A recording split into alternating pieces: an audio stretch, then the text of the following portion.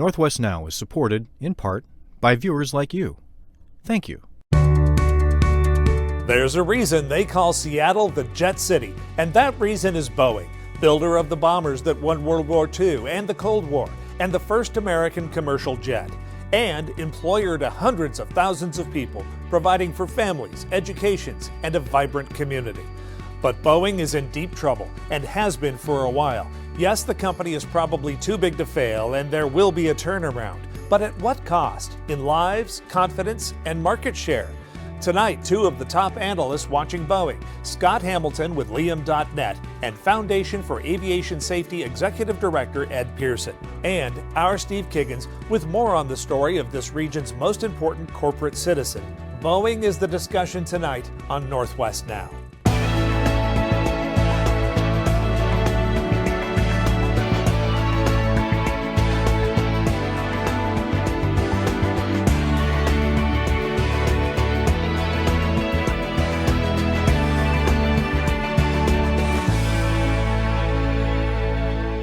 Nobody who grew up around here, including me, would take any pleasure in doing this show. But Boeing is in so much trouble, we'd be remiss not to do it. A report issued last month by a panel of experts sharply criticizes Boeing's safety culture. The Justice Department is investigating, and the FAA has given Boeing 90 days to come up with a company-wide plan to fix its safety and defect problems.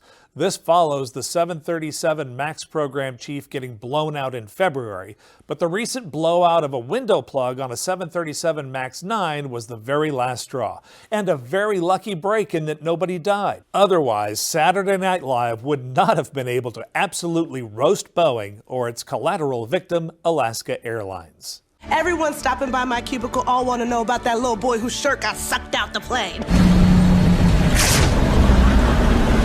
Some airlines give you a little wing pin when you get off the plane, but Alaska gives you a commemorative photo of your flight.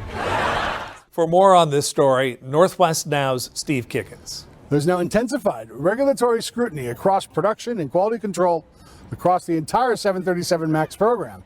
And Boeing insists it's encouraging its employees to step forward with concerns without fear for retaliation. But tonight, we speak with a former employee who believes the culture of the company cannot change if executive leadership remains. Growing up, all of them talk about, Boeing's one of the better companies. Devin Fisher says he followed a long line of family members who helped build America's aviation industry at the Boeing company. He was hired back in 2011 at the Renton factory, installing interiors on the 737. When he identified a procedure that could damage materials, Fisher spoke up to management. They wanted the plane out the door to go to paint. In transport, seats move. So if there's not one in the beginning, one at the end bolted down, they'll scratch the C-rail, which at that point is considered structure. It doesn't affect flyability, but I'd also have to redo my job again. Fisher says his repeated warnings earned him reassignment to another crew and his eventual firing in 2019. Betrayed? Maybe? Kind of like lied to, obviously. Fast forward to January 2024. Alaska Airlines Flight 1282 suffered decompression when a cabin door plug ripped away from the fuselage at around 16,000 feet shortly after takeoff.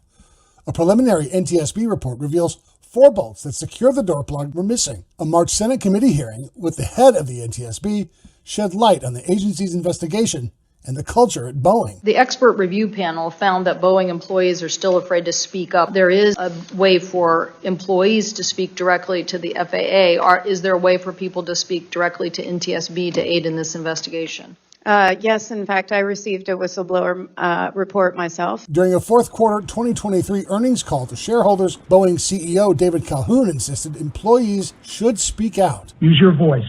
Speak up. Focus on every next detail. We will seek out and act on your feedback. It's that confidence from above that Fisher hopes prevails when Boeing's troubles pass. You need to get all new managers. You need to take a whole new approach to it. Now, Boeing has not been able to locate those records detailing Fisher's allegations, but the company says it takes them seriously and doesn't tolerate retaliation. Now, in regards to the Alaskan Airlines incident, the United States Department of Justice has since opened a criminal probe into Boeing to determine whether or not the company may have violated a deferred prosecution agreement in connection to 2 fatal 737 MAX crashes that killed 346. In Renton, Steve Kiggins, Northwest Now.